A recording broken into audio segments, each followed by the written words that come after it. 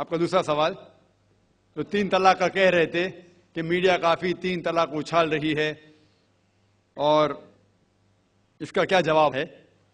अफसोस की बात है कि माशरे में, मुसलमान के माशरे में 3 किस्म की तलाक है।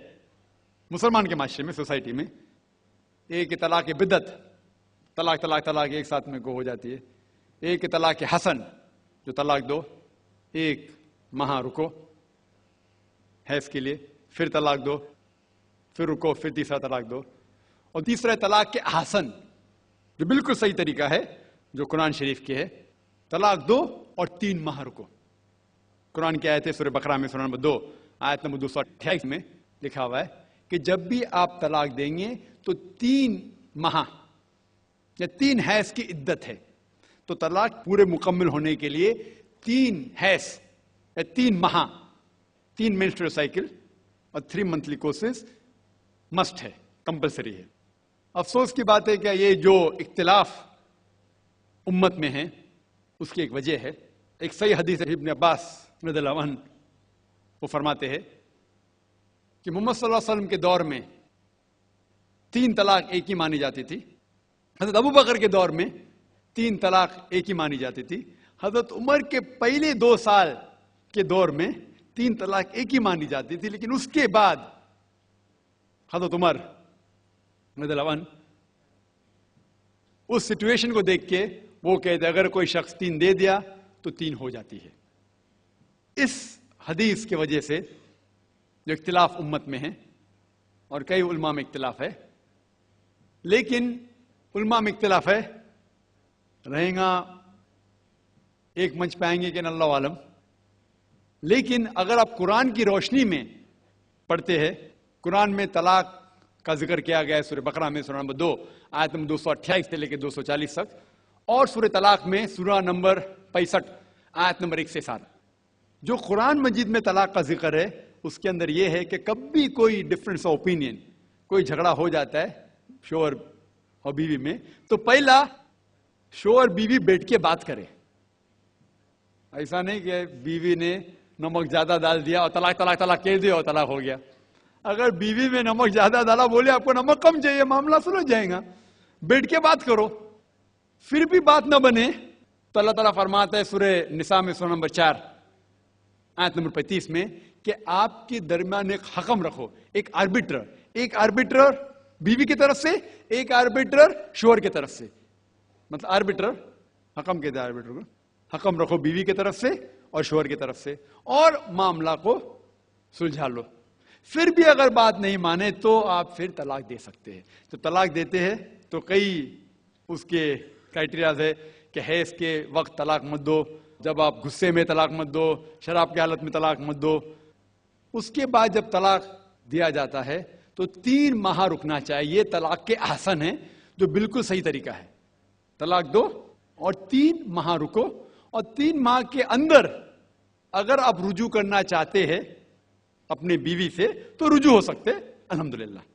अगर 3 माह तक आप समझते नहीं मुझे मेरे बीवी से अलग होना ही चाहिए, तो 3 माह के बाद, इद्दत गुजरने के बाद, आप दोनों मियां बीवी नहीं रहते, आप अलग हो जाते। लेकिन उसके बाद अक्सर मुसलमान भी नहीं जानते ये कुरान की आयत क्या है। कुरान शरीफ में लिखा हुआ है सूरह बकरा में सूरह नंबर 2 आयत नंबर 232 में कि अगर वो शख्स अपनी पुरानी बीवी से फिर से शादी करना चाहता है तो मत रोकिए।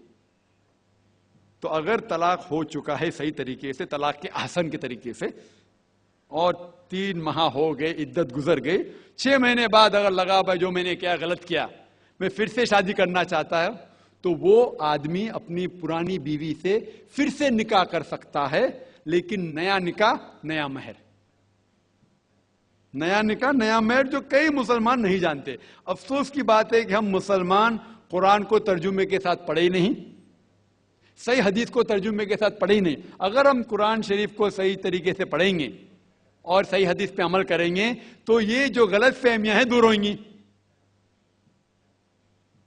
और फिर से अगर शादी हुई, फिर से आप साथ में रह सकते, फिर से प्रॉब्लम हुआ तो फिर तलाक दो, फिर 3 माह रुको, फिर से अलग हो जाओ, फिर से आप चाहते फिर से शादी कर सकते।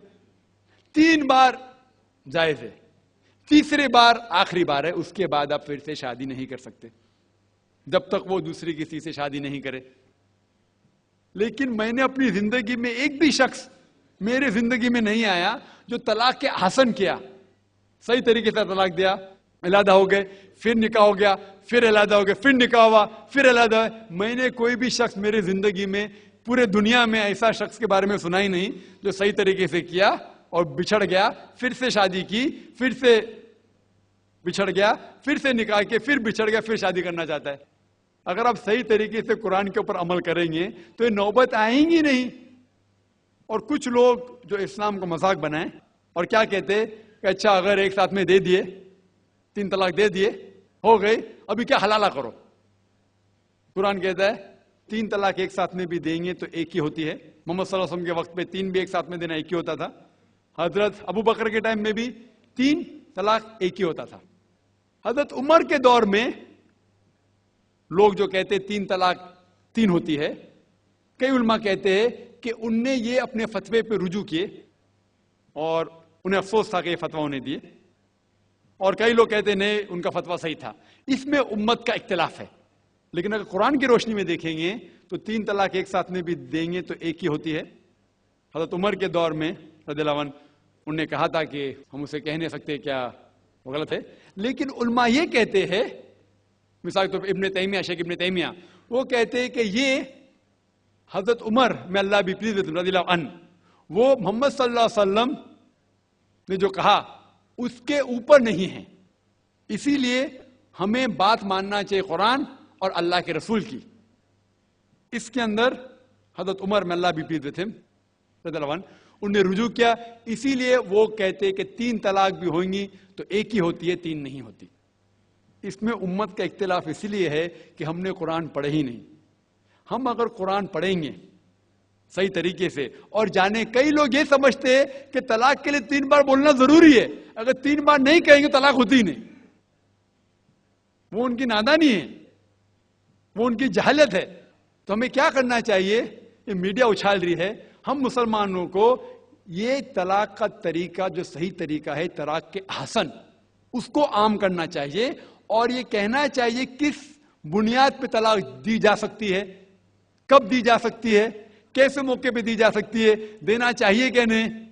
तो ये सब अगर हम मुसलमान आम करेंगे तो इंशाअल्लाह ये इख्तिलाफ जो उम्मत में है वो नहीं रहेगा। और मीडिया उसे उछाल रही है।